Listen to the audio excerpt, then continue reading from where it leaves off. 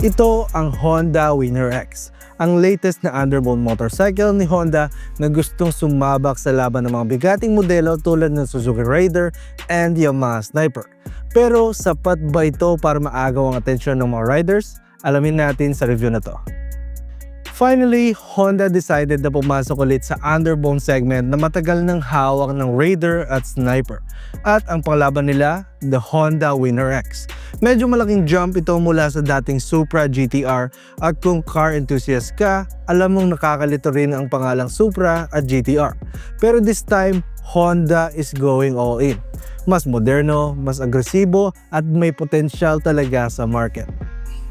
Pagdating naman sa design, ang Honda Winner X ay talagang head-turner. Aggressive ang harap, may sharp lines at modern-looking na LED headlight.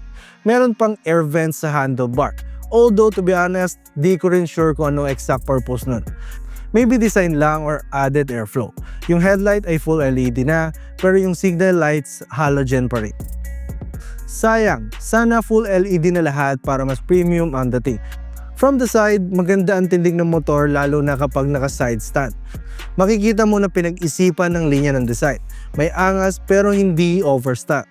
Sa likod, meron kang sporty LED taillight at matching LED turn signals. Although sana, in-integrate na lang ni Honda ang signal light sa taillight. Mas madali sana kung mag-fender eliminator ka o mag-custom ng mas malapad na gulo. Speaking of gulong, naka-IRC tubeless stars ito. 90x80x17 sa harap at 120x70x17 sa likod. Good ang grip. Ginamit ko ito sa marilaki at kahit spirited riding, hindi ako nakaramdam ng slide o bitin sa traction. Sa dashboard naman, familiar ang digital cluster. Parehas ito ng nasa CBR 150 at Honda Click 160. Simple, malinaw at readable kahit araw. Yung controls at buttons, quality-wise, above average. Solid ang feel. Hindi mukhang cheap pero kung sanay ka sa ibang brand, maninibago ka kasi yung horn at signal switch ni Honda ay baligtad kumpara sa karamihan.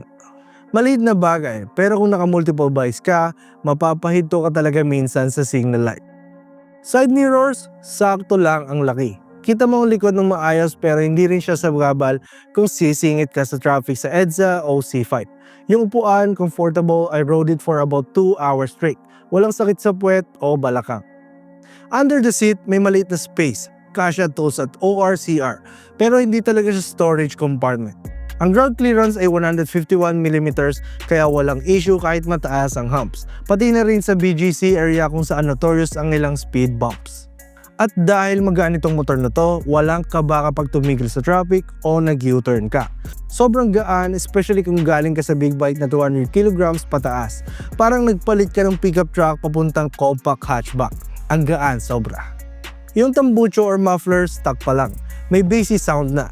Hindi yung bitin o tunog lata. Hindi mo na agad isipin magpalit unless hanap mo talaga ay raspy aftermarket sound.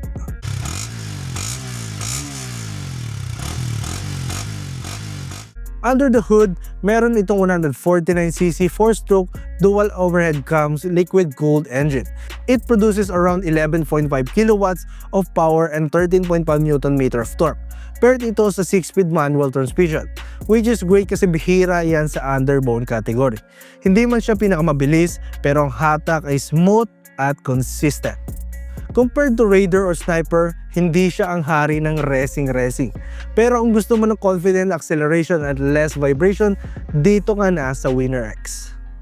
Fuel tank capacity, 4.5 liters. Nasa gitna ng Raider 4 liters at Sniper 5.4 liters. Sa testing namin, nakakuha ako ng 45.6 km per liter average fuel consumption.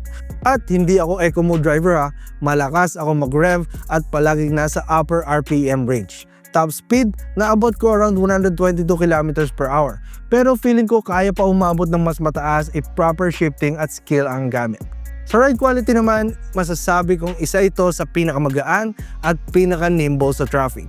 Sa Manila rush hour, sobrang dali i-filter ang traffic. Parang scooter with underbone power. Pag upo mo sa Winner X, feeling mo nakaupo ka on top ng bike. Parang naka-naked sport bike ang posture. Pero hindi siya aggressive. Neutral pa rin ang ergonomics kaya komportable kahit long ride. Yung clutch, sobrang lambot. One finger clutch pulls walang problema. Suspension setup is simple. Telescopic fork sa harap, preload adjustable shock sa likod, hindi adjustable yung front fork pero okay lang sa category na to. Comfortable siya sa normal road conditions, pero sa malaking potholes, yes, ramdam mo pa rin. Pag malapit ka na sa red line at matagal kang nagre-rev, may vibration, pero expected na yan sa ganitong engine size. Braking system, hydraulic disc brakes both front and rear. Sa ABS Premium variant, meron kang single channel ABS sa harap. Effective siya at hindi too aggressive. Maganda ang stopping power, reliable kahit emergency brake situations. Some riders might prefer dual channel ABS. Sino nga ba namang may ayaw nun? Pero for its price, okay na ito. Sa feature naman, ito ang makukuha mo sa ABS Premium variant. Front ABS, assist and sleeper clutch, malaking tulong sa downshifting, smooth transitions. Keyless system, mas convenient lalo na kung may gloves ka. USB charging port, swak sa mga rider na may phone mount. Bank angle sensor, auto shut off ang makina kung bumagsak or sobra ang tilt ng motor. Pero kung may kulang pa rin para sa akin, wala siyang side stand kill switch. Sana nilagyan na ni Honda. Lalo na't maraming beginner ang target market ng bike na to. Malaking safety hazard kung makalimutang iangat ang side stand habang umaandar na. Cost of ownership, mura lang. 1.3 liter of oil per change. At dahil Honda ito, parts are widely available nationwide. Hindi ka maghihintay ng ilang buwan para lang sa isang pyesa. Pares lang din ang maintenance cost with Raider or Sniper. Kung sa aftermarket or replacement parts ka naman, walang problema. Honda parts are everywhere. Sa probinsya man yan o sa city, madali kang makakahanap.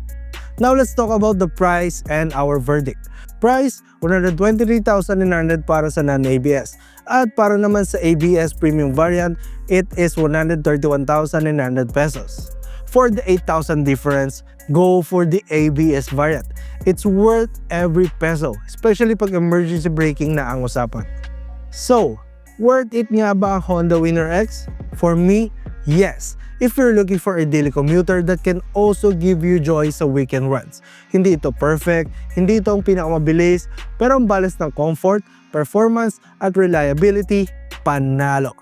Kung hanap mo ay underbone na pwedeng pang araw-araw at pangtakas sa stress ng linggo, the Honda Winner X is a solid option. So kayo, anong tingin nyo sa Honda Winner X? Let me know in the comment section down below kung nagustuhan mo ang review nito. Don't forget to like, share, and subscribe. More motor content coming soon.